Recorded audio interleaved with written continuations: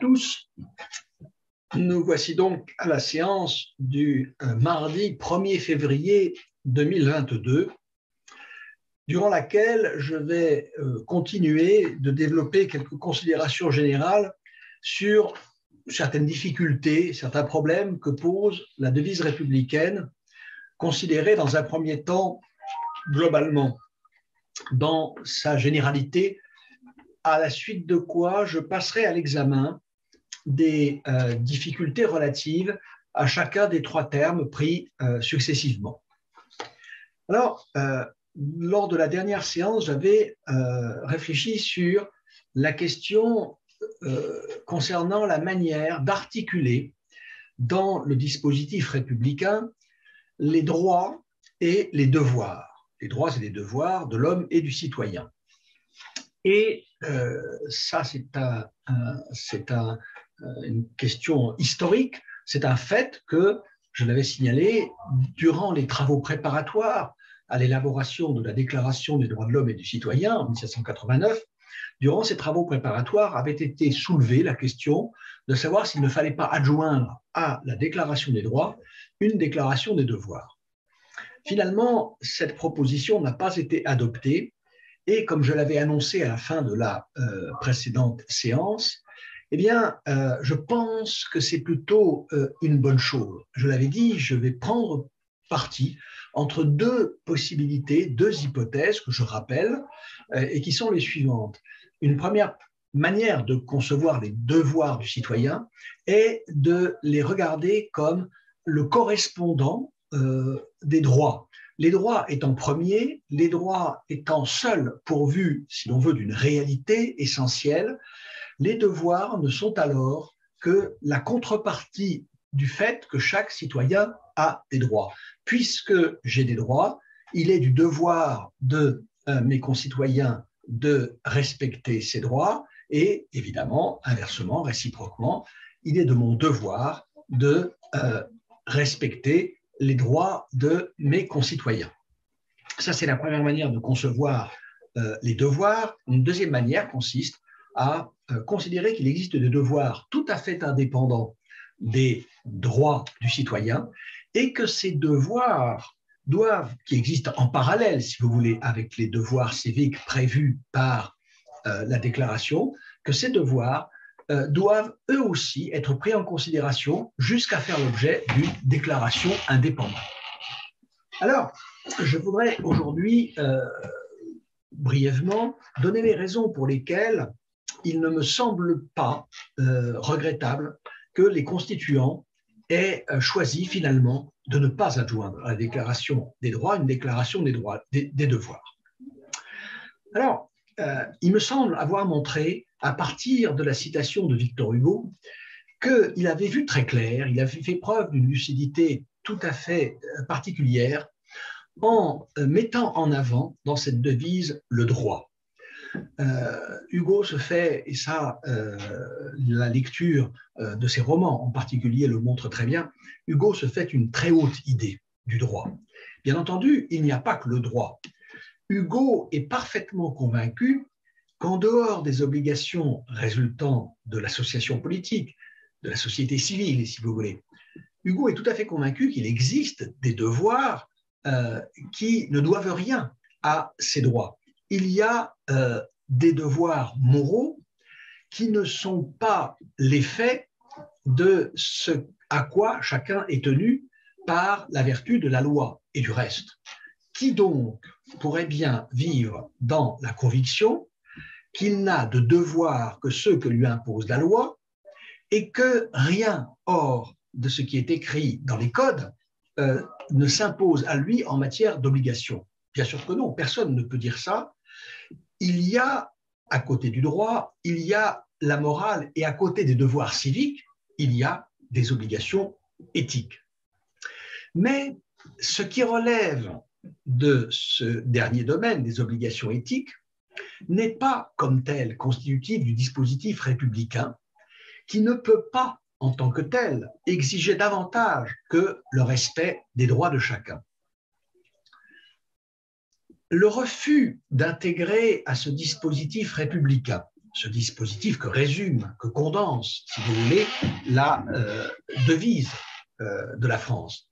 Ce refus d'intégrer les devoirs au dispositif républicain, eh bien, je pense qu'il tient à la conscience qu'avaient les constituants d'exprimer des commandements qui, certes, étaient fondés dans la nature des choses, et en particulier dans la nature de l'homme, mais d'énoncer les droits de l'homme seulement en tant que ces droits s'imposent du fait de l'organisation des cités, du fait que les hommes vivent en cité. Toute association politique est tenue d'organiser le respect mutuel des droits de l'homme, et ce que fait la déclaration, et elle n'a rien à faire de plus que cela, ce que fait la déclaration, c'est énoncer les conditions auxquelles cette obligation pourra être honorée par l'État républicain. Quant à la morale, certes, elle a sa réalité, et je ne pense pas qu'on trouverait facilement des voies pour s'élever contre cette évidence que cette réalité possède une indépendance par rapport aux devoirs civiques. Souvenez-vous, c'est ce qui me faisait dire qu'on ne peut pas demander, par exemple, à un croyant, quelle que soit la religion dont il est fidèle, on ne peut pas demander à un croyant de tenir les lois de la République pour supérieures à celles que lui dicte l'autorité divine. Ce n'est pas possible.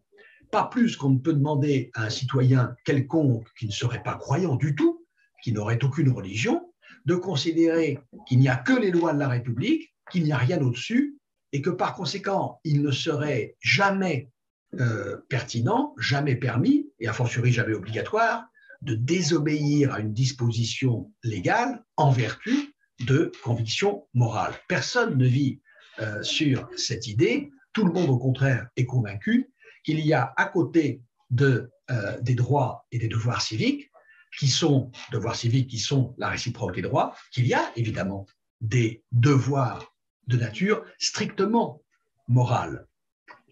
Mais la déclaration, elle, se contente d'énoncer, comme je l'ai dit, les conditions auxquelles le respect des droits naturels de chacun peut être assuré dans une association politique.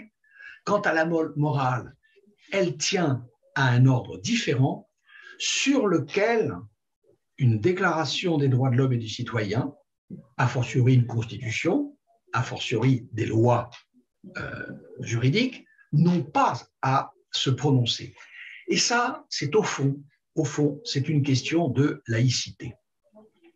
Parce que pour exposer les devoirs moraux supposés s'ajouter, s'adjoindre aux obligations civiques qu'implique la seule réciprocité des droits. Ces devoirs moraux qui existent donc, si vous voulez, en parallèle ou en plus des obligations civiques, eh bien, pour les énoncer, ces devoirs moraux, il faudrait qu'un accord se fasse sur leur contenu, sur leur teneur. Il faudrait les inventorier et détailler le système d'obligations auquel ces devoirs nous imposent de nous plier. Mais pour cela, pour identifier cette teneur, il faudrait s'avancer dans des questions qui ne sont plus des questions ni morales ni juridiques, mais qui sont des questions philosophiques relatives, par exemple, au fondement de ces droits. Dès que nous discutons de la teneur de nos obligations morales, nous en venons assez vite à poser des questions qui ne sont plus seulement des questions morales. La question morale, c'est celle-ci. Dans telle circonstance, au regard de tel contexte et vis-à-vis de telle personne, dans telle situation, quelle attitude pratique dois-je adopter? Qu'est-il pour moi moralement légitime de faire? Qu'est-il éventuellement obligatoire de faire ou de ne pas faire dans telle ou telle situation vis-à-vis de tel ou tel au singulier ou au pluriel, personne. Eh bien, lorsque nous nous posons ce genre de questions, qui sont des questions morales, il est très difficile de ne pas être entraîné en direction de questions qui, elles, ne sont plus spécialement morales, mais qui sont des questions philosophiques relatives, je le répète, au fondement de ces devoirs. C'est pour ça, par exemple, que nos discussions morales peuvent assez facilement tourner non seulement à des débats philosophiques, mais aussi à des débats mettant en jeu des croyances, des convictions de nature religieuse. Or, précisément, le fondement, c'est ce qui est condamné à faire l'objet d'éternelles, de perpétuelles discussions, et ce sont des discussions qu'aucune autorité reconnue, universellement acceptée, une autorité qui fasse, si vous voulez, l'unanimité, ce sont des questions sur lesquelles aucune autorité n'est fondée à trancher, n'est habilitée à trancher. C'est un fait, ça c'est un pur fait, qu'il n'y a pas d'accord sur les questions philosophiques fondamentales qu'engage la discussion de la teneur de nos obligations morales. Et ce constat suffit pour que soit renvoyé à la conscience particulière, à la conscience privée de chacun, alors une conscience certes éclairée par la discussion publique, une conscience qui se nourrit des données recueillies dans le débat rendu possible par les conditions de la vie sociale, de la vie civique, de la vie dans l'association politique, et notamment par la liberté d'expression, par la liberté de la presse, qui, elle, est un droit prévu par la Déclaration des droits de l'homme et du citoyen. Mais les convictions qui vont résulter de la confrontation éclairée, pacifique, bienveillante, de nos convictions morales respectives, dont nous savons qu'elles sont différentes. Prenez les questions de la peine de mort, les questions relatives à l'avortement, les questions relatives à une multitude d'aspects de la vie collective et de la vie individuelle. Eh bien, ces discussions sont, je dirais, par nature, inachevables, interminables. C'est pourquoi la question est renvoyée à la conscience individuelle de chacun. Alors, bien sûr, il existe un rapport entre le droit et la morale, c'est-à-dire que ce qui est autorisé, ce qui est rendu obligatoire, ce qui est interdit par le droit, se trouve en relation directe avec ce qu'une époque, avec ce qu'une culture, en un lieu et en un temps donné, se représente comme moralement licite. Il reste qu'il y a d'un aspect juridique à l'autre éthique une distance que le droit lui-même n'est pas habilité à combler. Par exemple, prenez une disposition légale comme l'interruption volontaire de grossesse. Elle est aujourd'hui en France, l'interruption volontaire de grossesse, elle est légale, elle est licite. Après, je passe évidemment sur les questions fort délicates que pose la possibilité pour les femmes ou pour les couples qui souhaitent utiliser cette prérogative d'y avoir effectivement recours. Parce que ça, c'est une autre question, et c'est une vraie question, c'est une question difficile, et je reviendrai d'ailleurs sur ces problèmes relatifs à la distance qui existe entre ce qui est écrit dans le droit et l'application des dispositions légales. Mais enfin, ce qui est sûr, c'est qu'il ne faut pas entendre le mouvement qui a conduit à la légalisation de l'interruption volontaire de grossesse. C'est-à-dire, il ne faut pas entendre dans la loi qui a été adoptée sur la proposition de Simone Veil, il ne faut pas entendre l'affirmation selon laquelle l'IVG serait moralement licite. Ce n'était pas le problème des représentants de la nation quand ils ont voté la loi proposée par Simone Veil. Leur problème n'était pas d'établir une nouvelle forme de code éthique, une nouvelle forme de morale. Il était de résoudre un problème juridique, et un problème juridique qui a été rendu d'autant plus aigu qu'existait une certaine situation en France relative aux conditions, en particulier matérielles, aux conditions sanitaires de l'interruption volontaire de grossesse. Des questions du même ordre se poseraient aujourd'hui, par exemple, se posent effectivement d'ailleurs aujourd'hui, il est inutile de mettre ce verbe au conditionnel, elles se posent effectivement pour ce qui concerne la légalisation, par exemple, de l'usage récréatif du cannabis. Si demain, à titre personnel, je pense souhaitable, mais ça peut très bien se discuter, si demain, une nouvelle majorité, ou la majorité actuelle, peu importe, prenait une disposition dans le sens de la légalisation de l'usage récréatif du cannabis, cela ne signifierait rien quant à la question de savoir s'il est moral ou non d'utiliser tel ou tel type de drogue, alcool, tabac ou cannabis. Bien entendu, n'importe quel contexte moral ne peut pas permettre l'émergence de n'importe quel dispositif légal. Cela veut dire qu'il serait par exemple impossible aujourd'hui de proposer la légalisation de certaines drogues, comme par exemple l'héroïne. Le fait même d'ailleurs qu'elle circule largement, le fait même que beaucoup l'utilisent, eh bien, ne ferait pas un argument, personne ne jugerait légitime l'argument consistant à se référer à l'usage de fait de certaines drogues pour les rendre toutes légales. Donc, le juridique, évidemment, je dirais, est sous la dépendance du moral et de l'éthique, mais le juridique ne dit pas la morale. Et une déclaration des droits de l'homme et du citoyen n'a pas à dire ce que sont les obligations morales. Pour les constituants de 89, par exemple, il est extrêmement probable que pour la plupart d'entre eux, quant à la question du fondement de nos obligations éthiques, de nos devoirs moraux, il est plus que probable que pour la majorité d'entre eux, c'est Dieu qui constituait la bonne réponse. C'est-à-dire que si vous les aviez interrogés, si vous aviez fait un sondage, je pense que la plupart d'entre eux vous auraient dit que le fondement de nos obligations morales est à chercher du côté de ce que nous disent les religions ou la théologie.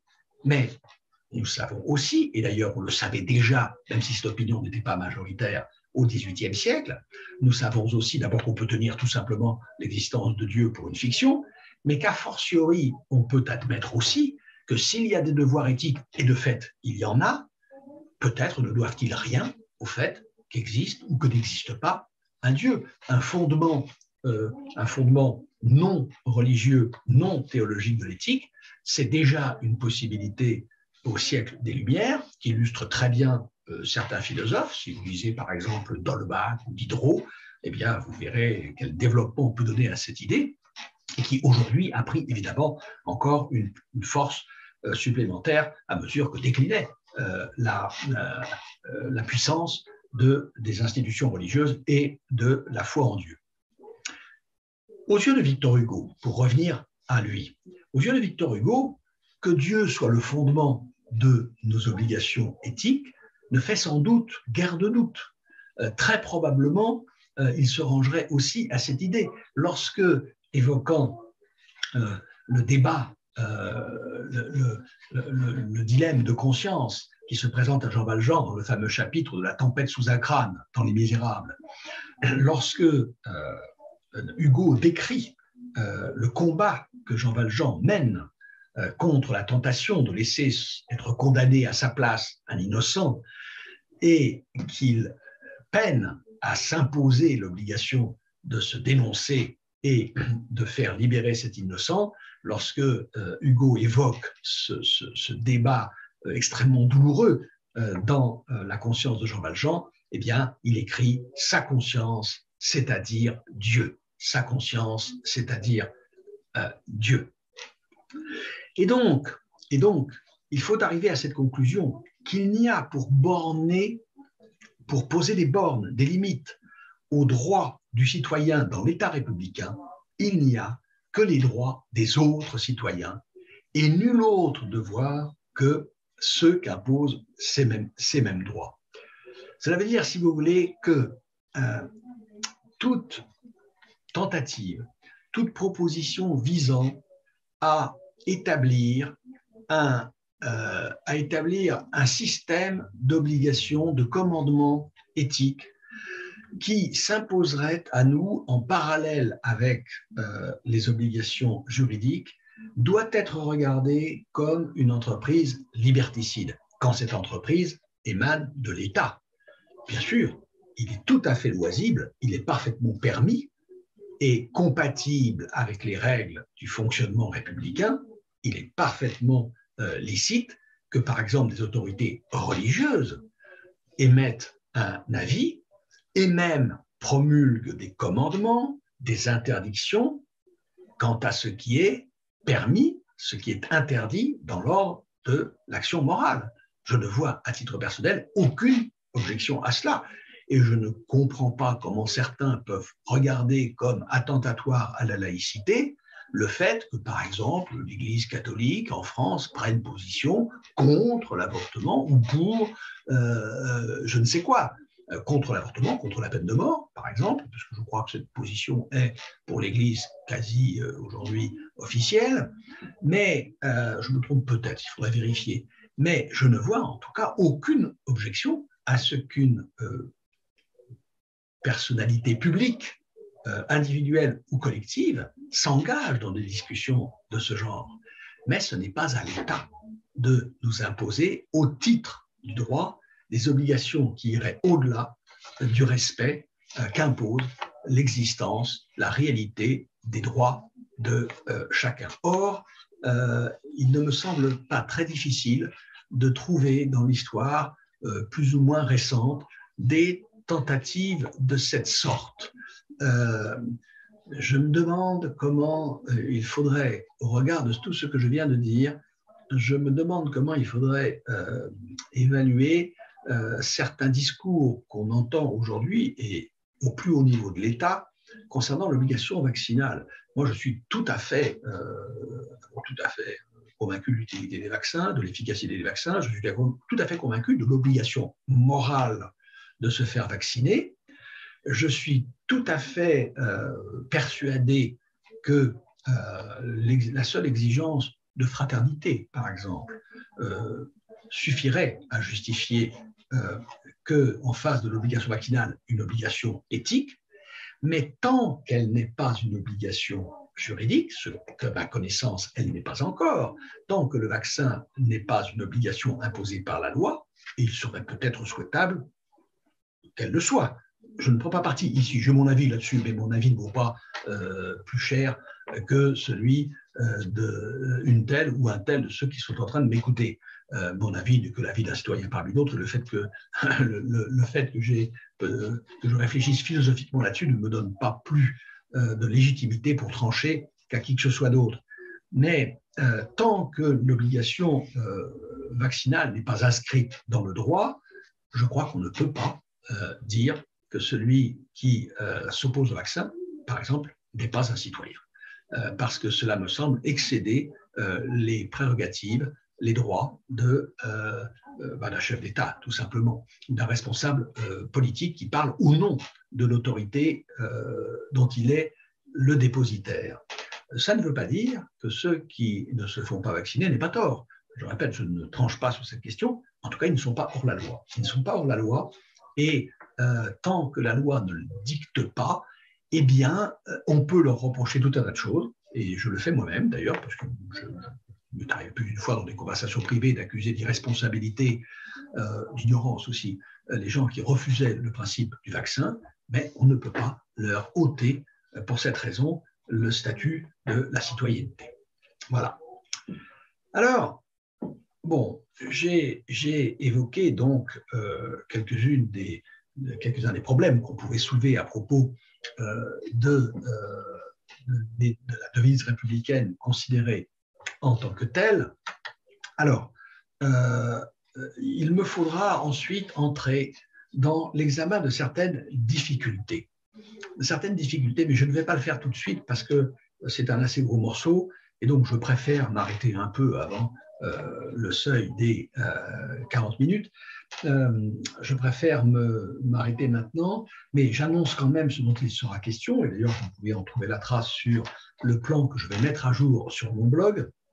Je traiterai des difficultés particulières concernant successivement la liberté, l'égalité et la fraternité. Là, je serai amené à être en fait plus long que je n'imaginais devoir l'être quand j'ai commencé à préparer, à rédiger ce cours. En fait, ce cours que je suis en train de dérouler là devant vous. C'est quelque chose, je l'ai peut-être dit d'ailleurs, que j'avais d'ailleurs infligé déjà à mes cagneux il y a quelques années, lorsque j'étais encore en activité. Mais avec des cagneux, vous pouvez aller assez loin, assez profond, bien entendu, puisque ils ont déjà derrière eux 2 ou 3 ans de philosophie, et en plus, ils passent un concours difficile dans lequel on fera valoir des exigences assez élevées. Mais vous ne pouvez pas non plus être trop long, parce qu'il y a beaucoup de choses à traiter, il y a un programme, il y a, et l'année est courte, et par conséquent, je n'ai pas pu aller jusque dans des détails où je vais avec vous. Et puis, vous savez, quand je prépare ces cours pour l'Université du temps libre, bien, je me laisse un petit peu aller. Je vais là où le courant me porte et je ne m'impose pas beaucoup de bornes. Bon, quelquefois, je me dis, il faut que tu arrêtes là parce que si tu vas plus loin, là, tu vas tirer un fil sur lequel tu vas pouvoir continuer de dérouler quelque chose pendant des semaines et des semaines. Je ne veux pas le faire. Mais enfin, bon, je ne m'impose guère de limitation a priori. Enfin, je précise que ensuite, eh bien, très vraisemblablement, parce que je n'ai toujours aucune autre proposition que celle-ci, eh bien, j'entreprendrai de réfléchir sur la proposition cartésienne de nous rendre comme maîtres et possesseurs de la nature. Bon, mais ça, c'est pour après. Je n'en ai pas fini avec la devise républicaine. Pas tout à fait encore. Voilà. Je vous remercie pour cette fois-ci et je vous donne rendez-vous pour la deuxième partie de cette séance, donc du 1er février 2022.